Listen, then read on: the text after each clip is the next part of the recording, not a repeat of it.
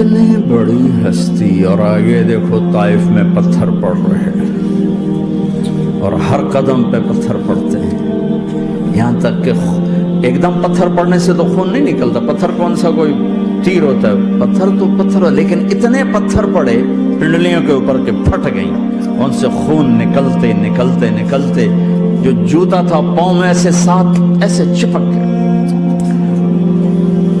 اور ساری کائنات کے دلہا سردار بے ہوش ہو کے گرے۔ تو آپ کے غلام زید نے نوکر تھے، انہوں نے اٹھایا کندھے پر، بھاگے، پیچھے وہ سر پہ چڑھے ہوئے پتھر مار رہے ہیں، اور آپ جتنا بھاگ سکتے تھے بھاگے، یہاں تک کہ بے ہوش ہو کے گر گئے، خون زیادہ نکل گیا، تو انہوں نے کندھے پہ اٹھا دوڑ لگائی، اور آگے سامنے باغ تھا، کس کا؟ سب سے بڑے دشمن کا، مکے والے عتبہ بن ربیعہ۔ عتبہ کون ہے؟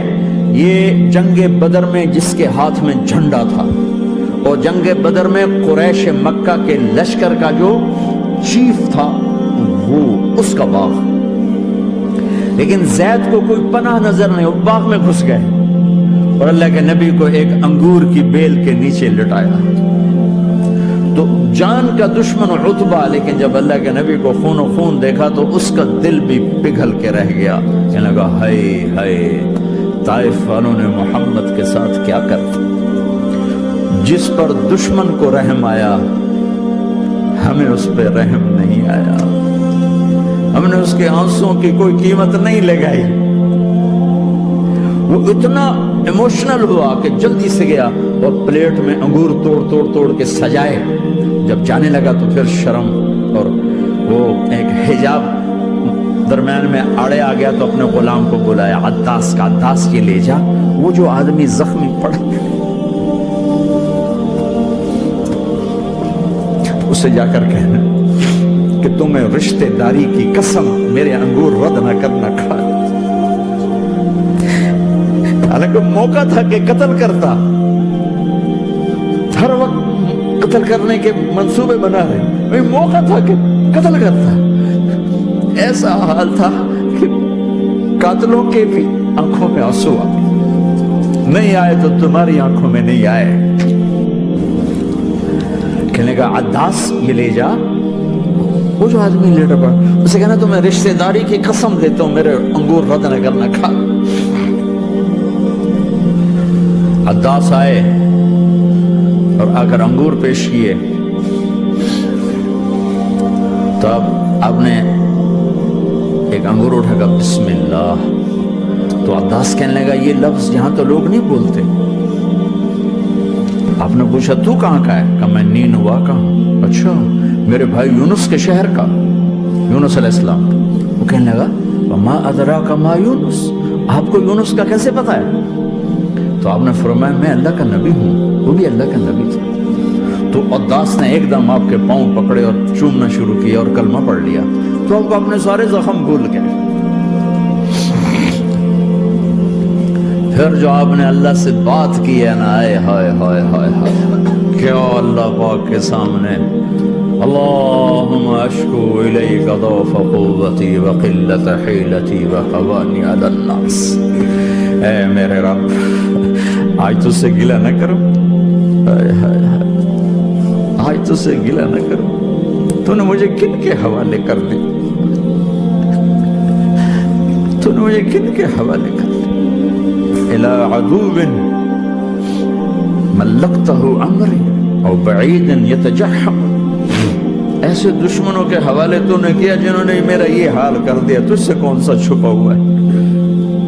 ساتوں آسمان لرز گئے، عرش کانپ اٹھا، اور جبریل فرشتے کو لے کر ایک سیکنڈ کے کروڑویں حصے میں حاضر، یا رسول اللہ حکم فرمائیں، اطبق علیہم العشبین، یہ دو پہاڑ اٹھاؤں گا اور یوں ایسے چکی کی طرح یوں کر دوں گا۔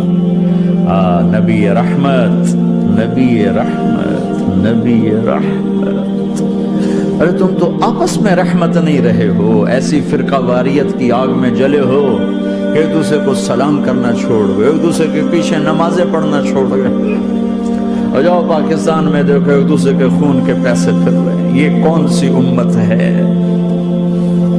یہ کون سا اسلام ہے؟ حضرت عائشہ نے پوچھا یا رسول اللہ آپ کو سب سے زیادہ تکلیف کہاں پہنچی؟ کہ طائف میں۔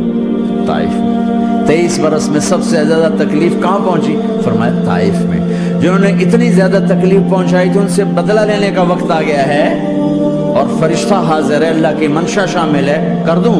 کہ نہیں، یہ نہ صحیح، ان کی نسل میں شاید کوئی ایمان لے آئے، لعل اللہ ان یخرج من اصلابہم من یوحد اللہ۔ یہ نہیں تو ان کی نسل ہی شاید کلمہ پڑ جائے، میں عذاب دلانے نہیں آیا، میں تو رحمت بن کر آیا ہوں۔